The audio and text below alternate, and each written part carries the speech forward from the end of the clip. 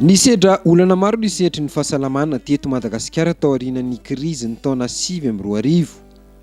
Ho fanarinana izany dia nisy nitetika asa Passo ba Santé napetraka tamin'ireo faritra 5 teto Madagasikara.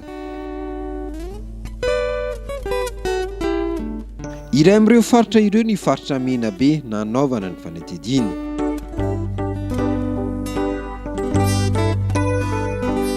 Teo aloha teo, izany hoe talohan'ny taona 2020, nalaina nanatona tobim-pahasalamana ny mponina, ninninona aretina nahazo azy.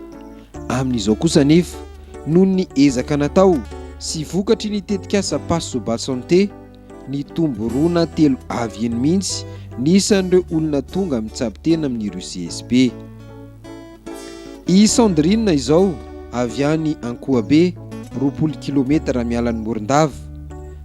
Na ino nangatsika be ny tenany amin'ity andro mingaingaina be ity, tapa-kevitra avy hatrany ny ray aman-dreniny nitondra azy aty amin'ny toeram-pitsaboana, nentina teto amin'ny CSP be Manonga. Mandraindray marary ty loha bakeo koa dia tro koa magnehitsy koa dia manday fany amin'izay. Manisy tako eo? Manitsy. Fa maninonareo no amonjy hopitaly? Antony zany hopitaly moa tena hay fa hoe izay ro tokony hahajangany marary. Fa tsy misy koa tokony hahajangany marary takan'izao laha tsy dia hopitaly tokony hahajangany. Mitovitovy amin'izay avokoa ny antony anatonan'ireo olona ity ny toeram-pitsaboana.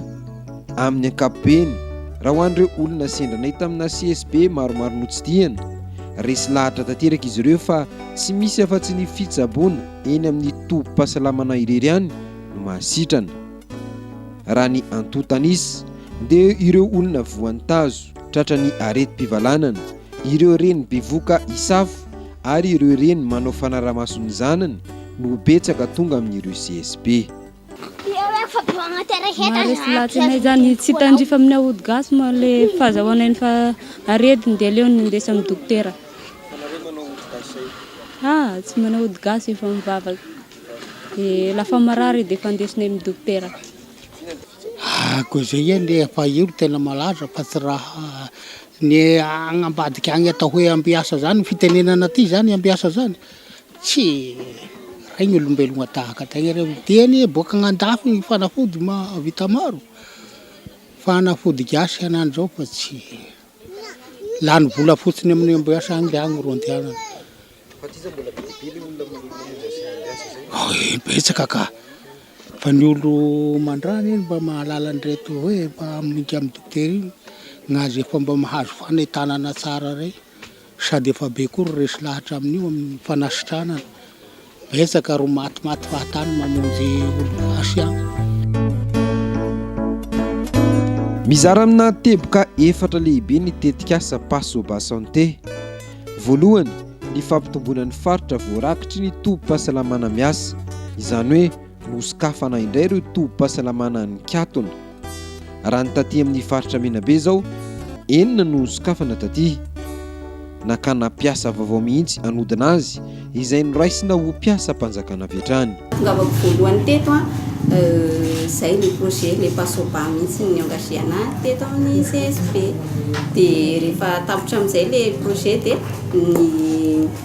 ny honoré ny clause na contrat izy hoe intégré anao piasa mpanjakana. Dia amin'izao zany efa miasa mpanjakana.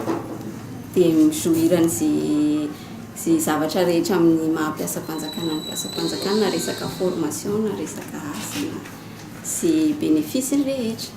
Raha hoe taorina natongavako izany ny problème zao ohatra ny resaka personnel, ny programme anankiray ao anatin'ny CSP ao anatin'ny centre de santé zany tokony mba hampirindra tsara anazy sy hampandeha anazy dia tokony olona iray mitazona programme iray farafahakeliny. Dia talohany natongavako teto zany tsy ampy le izy dia olona iray mitazona programme 2 na 3. Dia rehefa tonga zany dia afaka nizara tsara ohatran'izay le programme. Dia zao za mitazona resaka CPN sy accouchement, ny resaka maternité zany za mihitsy mitazona azy. Raha ohatra hoe taloha izy resaka ny tompona andraikitry ny programme ny PEV, ny vaccine ihany no mitondra azy. Dia zao zany efa mahaleo teny izy hoe ny maternité za mihitsy no miandraikitra azy. Teboka faharoa, nomena fiofanana matetika ireo mpiasa amin'ny fahasalamana tamin'ireo CSP.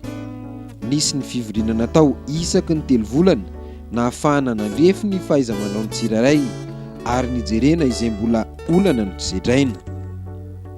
Fahatelo ny fanatsarana ny fanodinana ny fanome na ny famatsiana fanafody ho an'ireo tobim-pahasalamana tsirairay.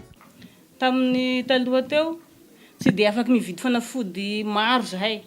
Telesaka valera zany. Satria tsy mahazo afaka mividy zay fanafody hoe zay tiana ho vidy. Satria tsy azo atao hoe mihoatsy ny volan'agny zany ny fanaova komandy. Fa lafa niavy zany fanafody ny pasoba, satria regny fanafody regny tsy nivinidy fa nomeny pasoba maimaipoana. Dia igny zany no navidinay amin'ny marary avy amin'ny CSB ato, lasa nahazo tombony be zahay. Nisy vola zany amin'ny CSB amizao. Valerany stock-nay zao talohan'ny vian'ny pasoba eo amin'ny 300 000 eo avao zany ny valerany 300 000 ariary. 300 000 ariary mahery zany ny valerany. Dia tafaran'izay ndray zahay lafa niavy fanafody ny pasoba igny, re navidy raha igny dia lasa miakatsy be ny fond zao. Fond fanome lasa miakatsy be. Dia afaka mividy fanafody zahay am'izay ilaina iaby. Misy fanafody egny amin'ny Foibe fa zay 10. Dia commande avy any zany no ety makaty. Dia rambesinay reto. Raha rambesinay reto izy dia mandefa taratasy zay listany fanafody rehetra averina eny amin'izareo fa zay 10. Dia maneky fa voarainay le fanafody zany. Dia ampidirina ao amin'ny pharmacie de gros. Ato zany ohatrohatra ato ho anay zany. Sy mivoaka io raha sy président no avy eo mitondra ny lakle maka azy. Manome azy ny dokotera zay miasa ato zany. Dia mandeha any amin'ny pharmacie de taille. Dia ireo any amin'izay no mitsinjara azy. Fa nanay zany migarda ny fanafody gros. Teboka fahaefatra kosa ny fanomezana tombony manokana ireo olona marefo. Noraisina lisitra isam-pokotany ireo olona tena sahirana ary rehefa mandalo toeram-pahasalamana izy ireo dia omena fanafody maimaimpona. Anisan'ny nanamora ny fijerenareo olona marefo ireo ihany koa, indrindra ireo lavitry ny toeram-pitsaboana, ny nahazahoan'ny CSB tsirairay ilay atao hoe kit de fidélisation.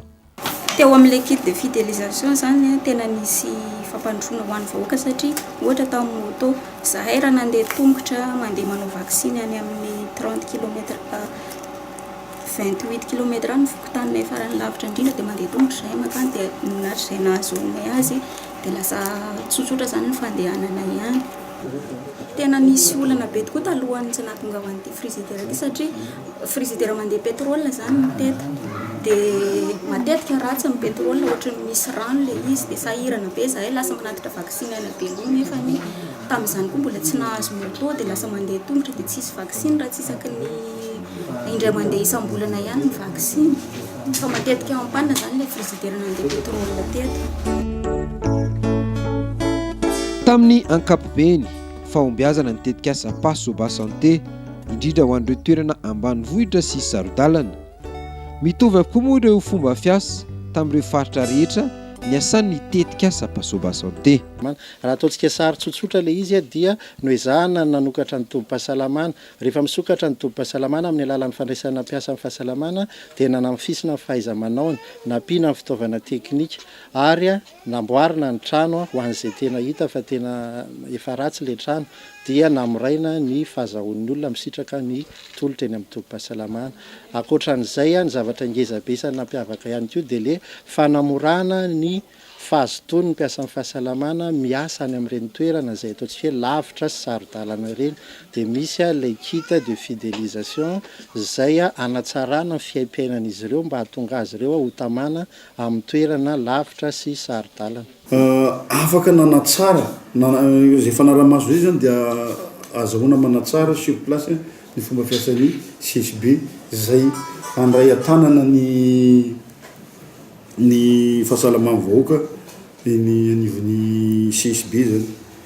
Raha tsy resaka raha tsy moto fotsiny nanome pasobana nanome resaka frigo zay hitsaboana hitehirizana vaksiny sy fanafody zay tokony mipetraka ao anatin'izany zay zany nahafanana naon'ireny vaksiny be da be totoafy teto reny dia mbola tao anaty zay koa pasoba satria nanomenay frigo izy mbola nanome panneau solaire ny sasany zavatra ohatran'izany dia mifanafody moa zany nomeny pasoba mifanafody valeur na fanafody angamba ny any 49 millions firy moa izy teo 49 millions 624 527 ariary zany nomeny pasoba ho an'ny district Mahabo manokana zay zany zavatra zany tonga dia mivantana makany amin'ny CSB lisy fanafody dia any amin'ny CSB ny olona ihany zany mananjara ny fanafody.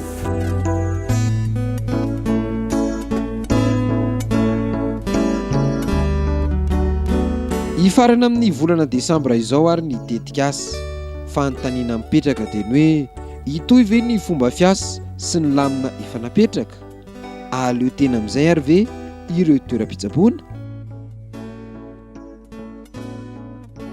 Tsara ny manamarika fa ny volana Eoropeana no namatsy vola ity tetikasy nentina nanarenana ny sehatry ny fahasalamana teto Madagasikara ity. Ny UNICEF sy ny Ministera ny fahasalamam-bahoaka kosa no nitantana ny tetikasy.